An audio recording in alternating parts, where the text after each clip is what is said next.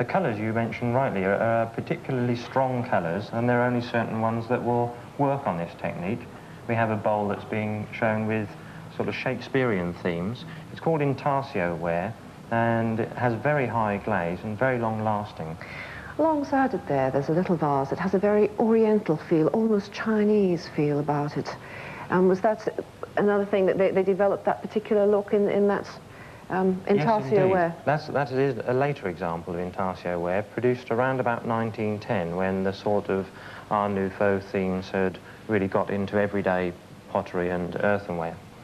And it comes in much larger shapes than that, of course, because we've got a very large umbrella stand alongside.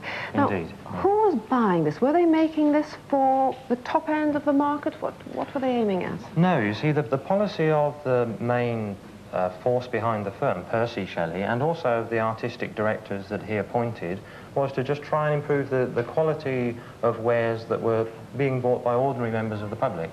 They didn't want to really get into a sort of very elitist position. They wanted to try and improve the sort of everyday china and earthenware that was being produced. Of course, talking of everyday china and earthenware, a lot of people get their first set of china when they marry as a wedding present, and this is a typical example, isn't it? Now, yes. You can see a change in the quality there, can't you? Right, because Percy Shelley worked very hard to improve the quality of the china. I mean, their firm was based in Longton, and everybody looked down on Longton china. It was the sort of thing you'd find in Woolworths, and Percy Shelley wanted to take them out of that. And the Queen Anne shape that you see there was one of the first and one of the, some people believe, the best examples of very high quality bone china with these delicate printed designs on it. Those seem to go very well both with the quality of the china and that particular shape.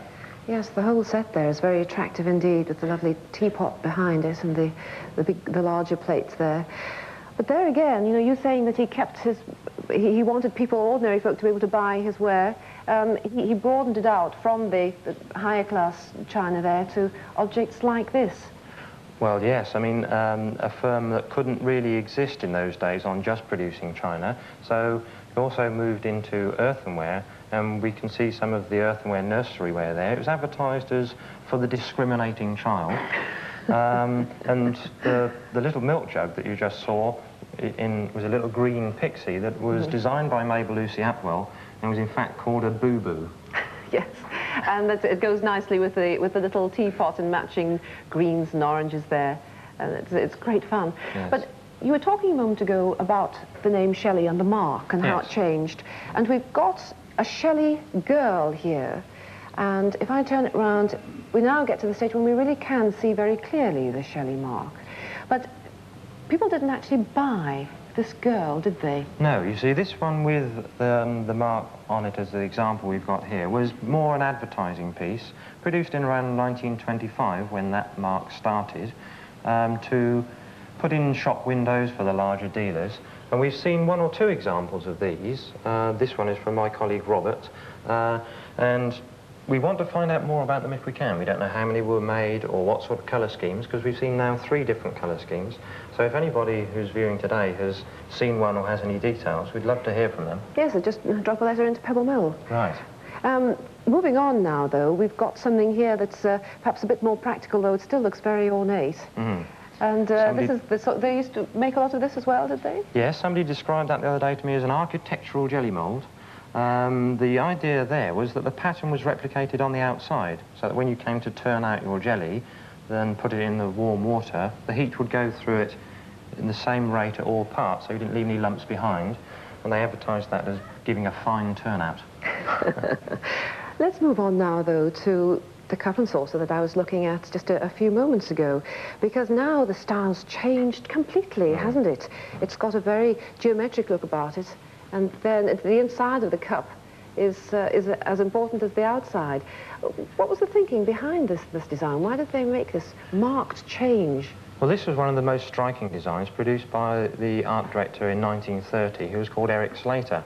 And although he doesn't like these sorts of wares nowadays, we've talked with him a lot and worked out that in those times of depression, one had to really produce something very striking in order to capture the public's attention and in order to just get some cash flowing into the firm.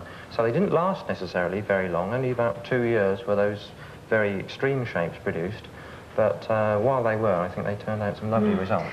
Down below we've got some examples there of the same type of work, but this time in yellows and blacks.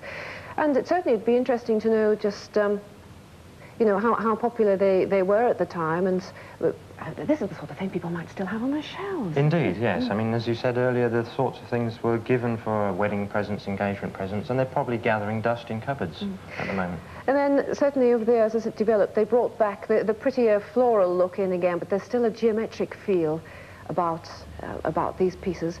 But if we move on down, we've got something that looks very different here. Here the colours are all mixed up. What was that called? That was called harmony ware, and we're into the late 30s by now, when people were probably being able to spend a bit of money on redecorating their houses so that they would be able to find something in Shelley china or Shelley earthenware which harmonised with the colour scheme they'd chosen at home, you see.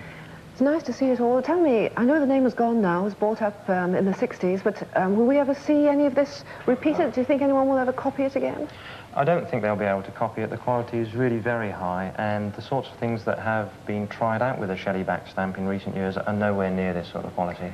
Well, Chris Watkins, thank you very much for showing us all that something that might be quite valuable on our shelves. Thank you. Thank you, Mary.